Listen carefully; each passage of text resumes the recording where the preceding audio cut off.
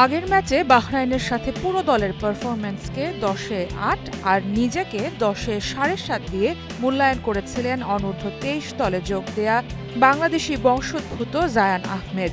দ্বিতীয় ম্যাচে এবার আরও ক্ষুধার্ত জায়ান। সেই ক্ষুধাটা জয়ের জন্য, বললেন প্রথম ম্যাচের ভুলগুলো শুধরে জয়ে চোখ রাখছেন তিনি।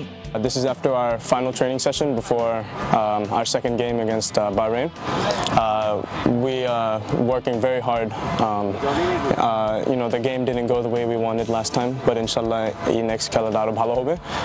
আমরা সব tactics আর স্ট্র্যাটেজি সব দেখতেছি ক্যামেরায় আমরা প্রথম খেলা থেকে ইমপ্রুভ করতে পারবো।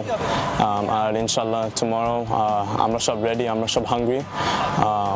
আমরা একটা ভালো রেজাল্টে এন্ড করতে চাই ভিয়েতনামের আগে, সো দোয়া করেন ইনশাল্লাহ আমরা কালকে খেলা জিতব। অনূর্ধ্ব-23 দলের জন্য অপেক্ষা করছে কঠিন পরীক্ষা। সেপ্টেম্বরের এশিয়ান কাপ বাছাই পর্বে যুবারা যে গ্রুপে পড়েছে সেই গ্রুপটাও সহজ না।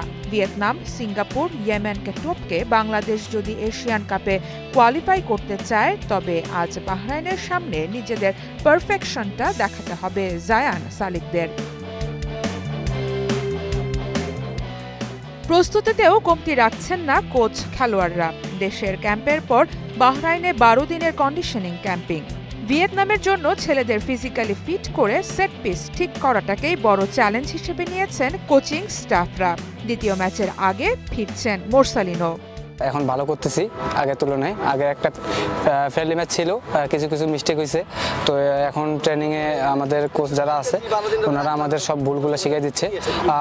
খুশির খবর হচ্ছে যে আমাদের সাথে এখন শেখ মোরসালিন একটু সমস্যা ছিল, ইনজুরি ছিল, ও ব্যাক করছে, তো এটার জন্য আমাদের জন্য একটা প্লাস পয়েন্ট।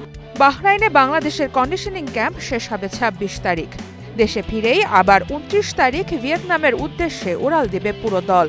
তাই কোচ সাইফুল বারী টিটুর জন্য আজকের ম্যাচটা গুরুত্বপূর্ণ অনেক বেশি, কেননা বাছাই পর্ব শুরু হবার আগে এটাই ছেলেদের শেষ প্রতিযোগিতামূলক ম্যাচ।